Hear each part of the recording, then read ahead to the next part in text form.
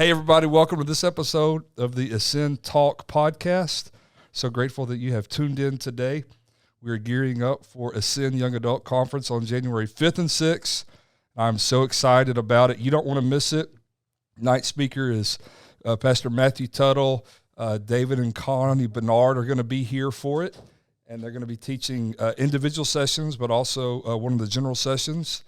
And then we have my friend, Phillip Orange, Reverend Phillip Orange, going to be with us. And so he's also here on the podcast today, and we're kind of promoting Ascend, but also I wanted to kind of pick his brain because he can add a lot of value to each of you young adults who are listening today. So, Phillip, welcome to the podcast. Man, thank you so much. Thank you guys for trusting and believing in me enough to be on this podcast. You know, I don't know if I can tell you a lot of things to do right, but I can definitely tell you I've thought a lot of things not to do by trial and error here. So I'm excited to be involved with this great conference. The Smiths do it so well. I kind of laughed whenever I seen the lineup, and then I seen my name on the lineup. Come on, and I'm like, man, they must have just needed a filler or something. No. So, but I'm super excited and honored to be involved in this conference. Yeah. Thank you so much. Cool. Well, thanks for being on today. And you're here to help promo. Well, I'm here. Actually, you're not here. I came to you today. But also you have so much value that you can add in a conference setting, but also in just the practical application of discipline and serving God and family life, all that. You've been so successful, but it hasn't come easy. It doesn't come easy for any of us. It's a struggle sometimes. It's a fight, kind of you got to keep one foot in front of the other, and you got to keep going. You're okay, man. I think you can walk through, right? It's okay. Yeah. No worries. And so I want to capitalize on that. Yeah. So just a few questions. And number one, hang on, I'm at the wrong app. I'm a one-man band today. So there we go. All right, I'm where I'm supposed to be. So you're an entrepreneur, a friend of many, minister, dad, husband. You balance it all, and it isn't easy. So kind of what is your some people talk about balance. Some people say there is no balance. You just go all in with what's in front of you. How are you? You know, it's funny that you say that, but I was literally just thinking the very same thing. So I do protect my days with family.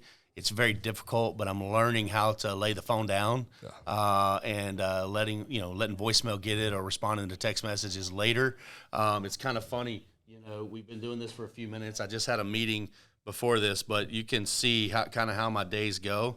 Those are missed phone calls in the last hour. Oh my goodness! So I've got 20 or 30 missed phone calls. Yeah. I learned to lay it down, and when I'm working, I work really hard, and I actually I would probably say my days are probably close to 15-hour days. Wow. From not necessarily at a desk behind at the address of my workplace, but just from phone calls, text messages, social media posts. I mean, it's kind of funny because a lot of people are like, hey, your page is awesome. Who does all your social media posts? I'm like, this guy. All right, man, this is not, who does all that? I'm like, this guy. And so what a really successful man told me about a year ago, he said, Phillip, you've got to learn how to work on your business, not in your business. Wow, that's good. And so I'm really trying to become a delegator. I'm not a very good delegator. I'm a terrible doer. at it. Yeah. And the problem is if you can put yourself as an entrepreneur, if you can put yourself in 5 people and empower them and teach them, and then they go teach 10 and they go teach 20 and they go, you can really do so much more. And I don't not delegate because I'm a control freak. It's just sometimes I just hate asking people to do it, same. and so I feel like that's a lot of the reason I've gotten to where I am, because I am a doer, I'm a goer, and people love following leaders, and I say this, I'm not bragging, but I'm a true leader. Yeah. I don't tell people what to do. I show them what to do. That's right. And so as I get older and have more stores and we got 100+ employees, I'm having to really learn that, Phillip, you've shown them what to do for 25 years. Now you have to just tell them this is what you need done. That's good. But I still go pick up a bathroom toilet brush and clean toilets. Yeah. It's not something I want to do. I can take my time and energy and do something way more productive, right? But I want to show my people that I'm willing to do that. That's right. I'm willing. If I ask you to do it, I'm either willing to do it or I've done it. So anyway, kind of off track about the work side. So one day a week I really protect, and that's Mondays. I don't work on Mondays. I normally don't take phone calls on Mondays, and I truly put 100% to my family. That's our day. Now, also Mondays is on Sunday nights. We do a lot with our hyphen. We do a lot with our youth on Sunday nights. And so this past Sunday night, they left our house. Young adults left our house at 1:30 in the morning, right? Wow. So I protect those Mondays so I can sleep in a little bit too, you gotta right? Recover. But then we hit it hard. So I think you really have to, again, what you said in the beginning, you got to give it all 100% at whatever you're doing. I'll throw this little nugget in there too. Everyone has heard people say, I'm a jack of all trades and master of none. Basically what you're saying is that you're mediocre at everything that you do. That's right. Right? So I love using sports analogies. There's only been 2 people that I know of that have played professional at the highest level in multiple sports. And one of them was Deion Sanders, played baseball and football. Bo Jackson was the other one. Mm-hmm. So those percentages, you being one of those people, are very, very, very slim to none. Even right? Michael Jordan did it. And he wasn't that successful in baseball. I think he bought his way onto the team. Yeah, that's exactly right. So, but my point is that you have to be all in what you're doing. You can't give 30%. The reason you can't give 30% is because someone else out there is giving 100, and there's no way you can win. If you're giving 30 and they're giving 100, you can't win. So I really believe in, like, whenever you're giving 100% to your family, you do 100%. That's right. When you're giving 100% to your career, do 100%. When you're giving 100% to God, pick those days, pick those times, and you go all in with it. So that's really how I balance it, honestly. I think that's kind of how most of us do. Yeah. I was talking last week or 2 weeks ago with staff of 5, and I said, all right, we're gonna be tired the next few weeks. Yeah. So it's important in our line of work and ministry. We got to stay prayed up. Our personal devotion time is really important right now because this is the time that we're gonna get offended. Yeah. This is the time when somebody's gonna hurt our feelings. 100%. And I said we'll rest after Christmas. Yeah. But right now, or really after Ascend for us, it's Christmas then Ascend. Right. I said we'll rest in January. But for right now, it's my goal for us to be worn out because we're pouring ourselves out, and there's no balance. So that goes back to, you just show me your phone. Phone calls, text messages, emails, communication. Obviously, the busier a person gets, the more on his or her plate they have, more is going to fall through the cracks. But obviously, you and I are millennials. I'm the younger side. You're closer towards the middle or older side. We're talking to Gen Z. Right. Their communication style is a lot different than us. 100%. And I have Gen Z that works for me. You have Gen Z that works for you. It's really hard sometimes for me to say, hey, look, just check your phone. Yeah. Don't let anything slip through the cracks. Can you talk a little bit about the importance of communication? You don't have to be perfect. It's got to be good. I'll tell you this. So, number one cause in divorce in America used to be finances. It's communication. It's communication now. We are terrible communicators. My wife believes I can read minds. I'm still learning. I'm getting really close. I don't read minds. I read expressions. I read expressions. Body language. What's the country song? You say it best when you say nothing at all. That's so right. it's like I can read expressions. And so, but as far as communicating, I want to, as a business, I want to communicate how the customer wants to communicate. Mm-hmm. And so really it's kind of funny. I get called, my wife makes fun of me all the time. I'm a chameleon. I really am. And it's funny because I can carry on, believe it or not, you guys watching this, I can carry an intelligent conversation. Yeah. It's not very often that I have to because my friends aren't very intelligent, but I can carry an intelligent conversation. And then I can also, like, we would call some gangbanger coming in and yo, bro, and I can talk that. My wife also loves my Hispanic accent. I speak English with a Hispanic accent when I'm talking to someone that's speaking in Spanish, and so it's so funny because I kind of change. So when communicating with people, it's not about how you want to communicate. That's right. How you communicate with an 80-year-old man that's an usher on your ushers team. Is not how you communicate with a 19-year-old kid, Right. I'm sorry I'm calling you kids, but a 19-year-old young man, right? A young adult. And so communication is really, it's something that it's a moving target. You really can't, but you have to learn, how do your people want to communicate? And I will tell you, it's hard, but the majority of these people now are texters. They don't like conflict, but boy, they can text you anything they want to text you. And as long as they put LOL at the end, it's okay, right? Yeah. So a lot of people, like, I never dreamed a day I would call into work by text message, right? But they do it, And so communicating with your spouse, communicating with your employees, communicating with your pastoral team, with your pastor, It's really learn how they like to communicate. And you learn that through communicating, through asking, through talking. Some pastors might be totally okay with a text message. Some people take offense. Yeah. Like if you shoot me a text message and say, hey, I'm not going to be there Sunday, why didn't you take the time to call me? Or, hey, I'm resigning from my position, right? Some pastors or some bosses might be okay with a text message. Others find it extremely offensive. So communicating is a moving target, but I can tell you this, communicating is key to success. And what you'll find out, somebody watching this podcast, I don't think I have anyone in this world that has an issue with me. And the reason is because if you have an issue with me, I'm going to you. That's right. Because 99% of the time, it's a misunderstanding. And when you confront that issue and you're like, hey, man, listen, I apologize. I don't know what happened, but I heard the other day that you had an issue with me, man, and I want to come talk to you about it. I love you. You mean the world. Communicating literally tears down every wall in the world. So communicating is key. Learning how to communicate is key, and learning how others want to communicate is key. You know, I'm not an email guy. If you send me an email, I'm probably not ever going to respond to you, you know? And so text message is big for me, and the reason is because I'm extremely busy, and I can answer within 5 to 10 minutes, and that's appropriate, you know? So text messages is key, and the other reason I love text message is that I can always go back and read it if there's an issue or if there's a misunderstanding, which has happened to me several times, and I'm like, dude, I didn't tell you that, and I look back, I'm like, oh, I did. Yeah. So use it as a learning experience too, you know? And then in business, you know, I never tell prices verbally, because there's two kind of people in the world, right? When you say $99.99, one person hears 10,000, and when you say $99.99, the other person hears 9,000, right? So when you verbally tell someone something, it can definitely Process is different. They process it different. So again, everyone is different, but when you put it in writing, I've always been taught if it isn't written, it didn't happen, right? You have to write it down. So my preferred, you know, it's definitely texting for sure. Texting or email. Again, I'm not an emailer, so I'm a texter. And now, man, I'm a big video guy too. I'll send you a video. I do too. Man, I do the same. I'll send a video. Lamarck and Sky, those guys are big voice texters, you know. And so I think voice texting and videos sometimes, because you can also take a text message two different ways.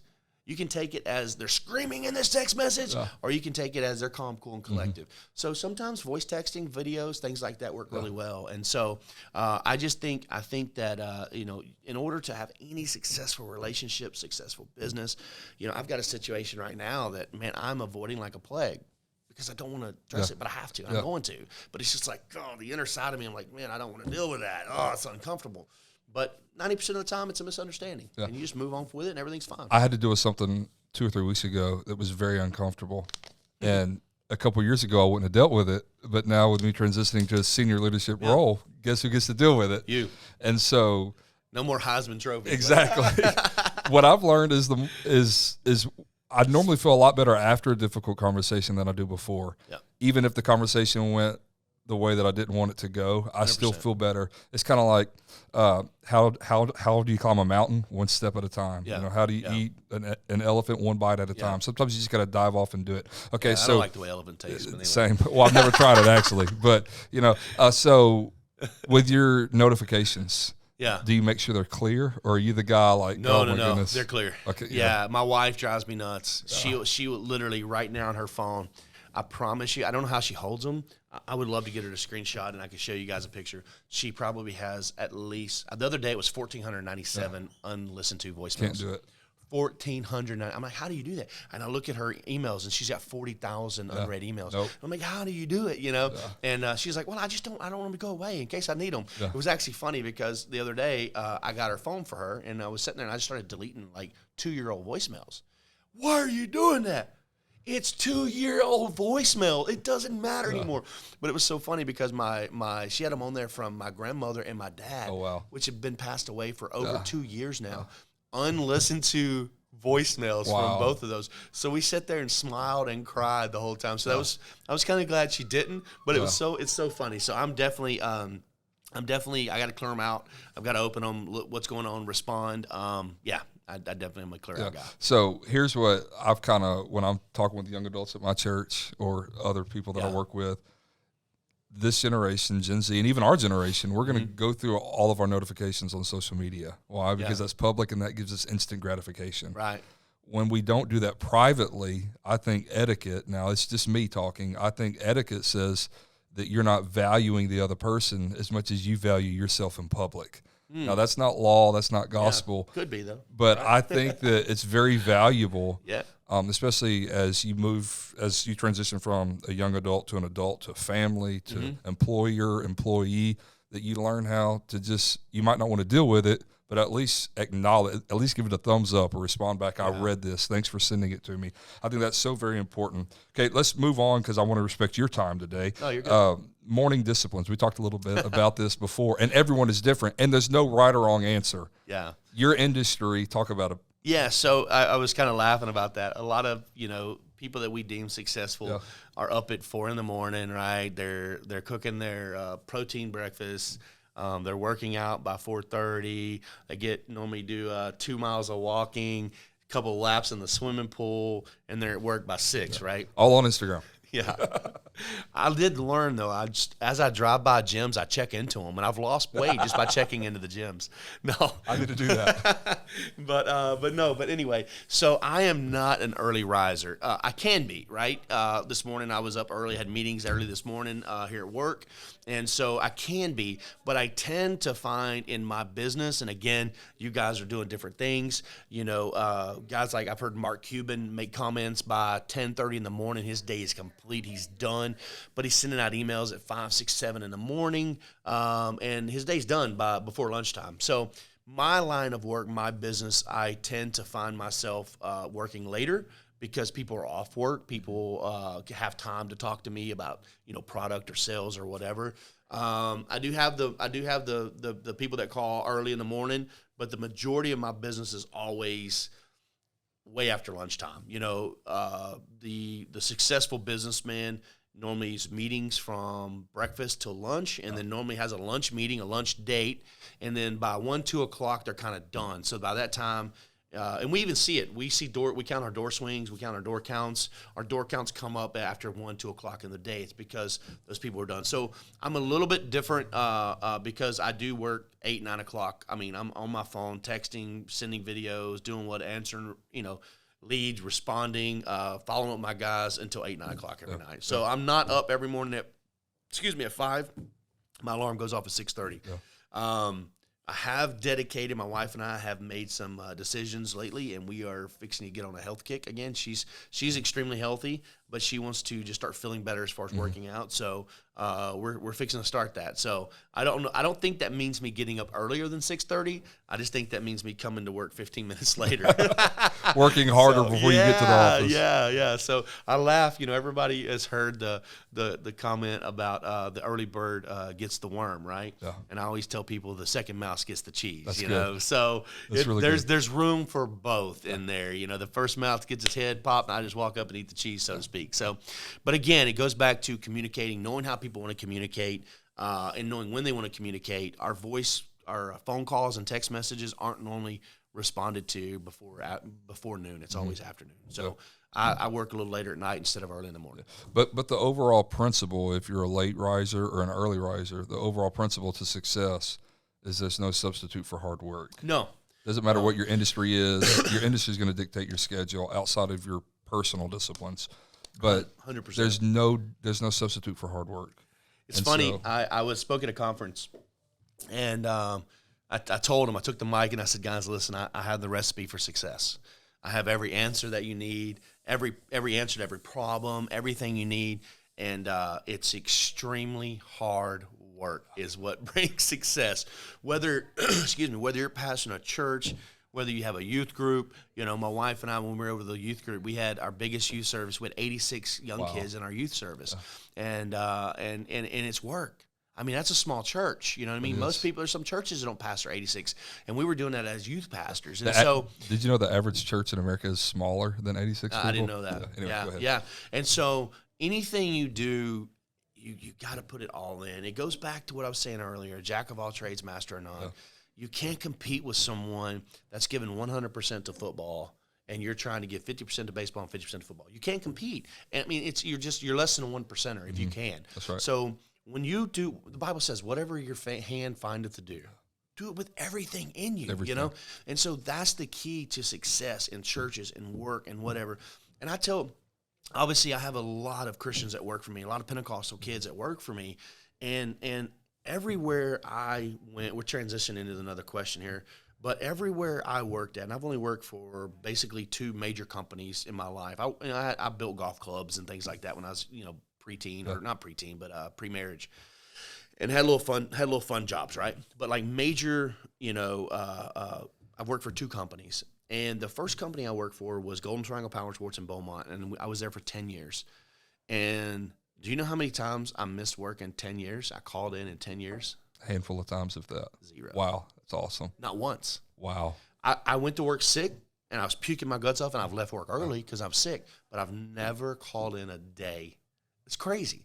But that's the mindset that I have. And as Christians, I tell people all the time, we should be the best employee. That's exactly right. Like, I don't understand how, you get write-ups or you get fired as a Christian. Like, we are representing him. And guys, I'm going to tell you, if you're getting rid of, you're getting fired, that's okay, because you're not the only one. I've had to fire Christians. I've had to write up Christians. Yeah. I mean, I'm like, what are you doing? But even taking that a step further, I've hired friends. I've hired people that I know, and they come in as the worst employees, showing up late, leaving early, not following policy and procedure. And I'm like, you're making this really uncomfortable for me. Mm-hmm. But I will tell you, I have fired people that I go to church with. Yeah. I have no issue with it because I set that expectation in the beginning and say, listen, hey, we separate this. This is church, this is work, friend relationships out here. But at the end of the day, we represent him in the workplace, and I have messed up as a employee and as an owner. I've had, whether it be I react out of anger or whatever the situation might be. But this is the key when you have those problems is you go back to them, you ask for forgiveness. Hey, Brother Smith, I apologize. I did that earlier. I said that earlier. I acted out in that way. I didn't follow. I'm sorry. I'm asking you to forgive me. I want to move on from it, and anyone around that hurt me, please forgive me, guys. Man, the level that puts you on, and that's the hardest thing to do is ask for forgiveness. It really is, It's pride. It's pride. But the level it puts you on, and it elevates you, and elevates you as a leader. It elevates you as a person, and not only that, but it elevates your God. It elevates what you represent. So good, good. Because we're all failures at some point in time. We all make mistakes. But the key is getting up one more time, then you fall, asking for forgiveness, dusting off, and keep going. And so I know that was one of your questions, but that's kind of the thing that you have to do as a Christian. You go in there and you represent him, and you're representing him with everything in you. And so that's the key. That's the key to success, really, in the workplace. So let's talk about perseverance. This is a spiritual principle, but it's also I'm sure, learned perseverance in ways you never thought you would the last few years as you transitioned in your career, but also in your spiritual life. There's been extremely difficult times for everyone. Even there's young people that's watching that are 18, 19, 20 years old that have way more trials in life that we've had and may ever have. Well, a lot of you guys might not know my testimony. My wife and I are very open about it. We were 2 young kids in love. Our first, if you want to call it a date, we were 9 years old. And we went to a Valentine's banquet together. It was funny because my mom, drove our car, and we went and picked her up, and she lived about 30 minutes away, brought her back, and we went to the Valentine's, date banquet together. And so we've been boyfriend and girlfriend for a really long time. And Kelly and I, at 17, we did mess up, and Kelly became pregnant before marriage. And so we've never lost our faith in God. And I'm going to tell you, we didn't give up when the easiest thing was to give up. And now we tie that into, and we talk about it very openly, as I am on a podcast here today. We talk about it very openly because the story, God has a plan for your life, right? We can alter that plan. Like, God has a plan for me for tomorrow, but I can get up out of this podcast and go walking from an 18-wheeler and die, and God didn't plan for that to happen. But Philip's stupid decisions overrode God's plan, right? And so what happens is that God had a plan for me. I was preaching. I was at TBC. I just graduated, and everything was great. And my life was headed in the right direction, which I'm the only male in my family that doesn't pastor a church or preach full time, right? And so that's what I was supposed to be. Like, that was God's plan for my life. However, through perseverance and through, the people talking, I had someone take a commercial break here. This is crazy. Just a few weeks ago, we're talking, Kelly and I have been married 24 years. Yeah. Just a few weeks ago, I'm at a wedding, and a guy I haven't seen in over 24 years face to face comes up to me and apologizes to me. Wow. At a wedding. And I'm like, at my niece's wedding. He says, Phillip, I want to tell you something. I'm like, hey, man, how are you doing, bro? Good to see you. He goes, I owe you an apology. I'm like, what do you mean you owe me an apology? He goes, I have to do this for myself because I feel it, and I want to do it for you. And I said, what's the problem? He goes, I owe you an apology for how bad I talked about you and Kelly when you got pregnant. Oh, my goodness. 25 years ago, because we've been married 24, right? Wow. Almost 25 years ago, this guy's been holding this. Oh, my and not God. only did he do it to me, he went straight to my wife and did it to her, and he's crying. And so when all that was going on in that time, and the easiest thing to do would be delete my social media account, which we didn't have social media back then, would be to block my phone number, would be to run away, but I didn't. Kelly and I, through all the hard times, we ran to the cross instead of away from it. That's good. So God has a plan, right? But now we've altered his plan, but I've stuck to that. And now you see what God has done with me. God is using me in ways I never dreamed I'd have been used. He's using me financially. He's using, in lots of ways, and being able to teach these young guys and young girls, because so many people feel like their life's over when you make a mistake. And that's what the devil wants you to believe, right? And so now God's using me in so many different ways 25 years later. You know what I mean? Wow. I had 25 years to quit. Yeah. I had 25 years to get up. I had 25 years to say, bun this, But instead of sticking to a process and believing and staying true to the truth, you can see what God has done with me now. Yeah. And so that's the thing, and that's kind of our ministry. And we talk about it quite often, and to help people, not because I'm proud of what I did or proud of my mistakes or any of those things.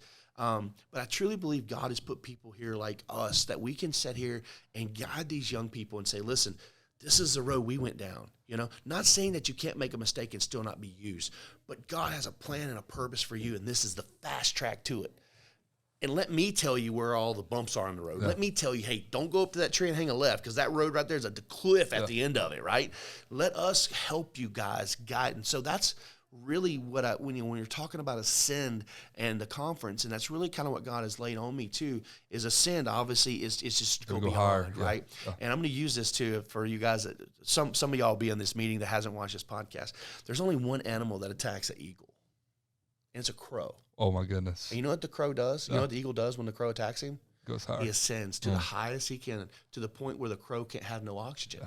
And so when you ascend and you separate yourself from these things, it's a lonely place sometimes. 17 years old, everyone shunning me, everyone talking about me, it's a lonely place.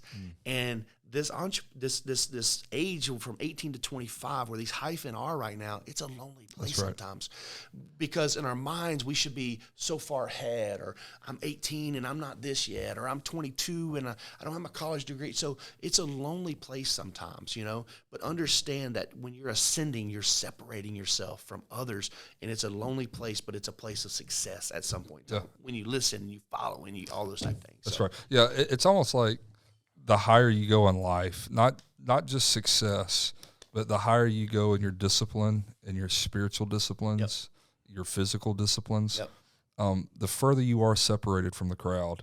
And what you just touched on, the loneliness is real. It is. But what I'm learning, and maybe I can help someone today, is that there's fewer people. The crowd is a lot smaller when you go higher.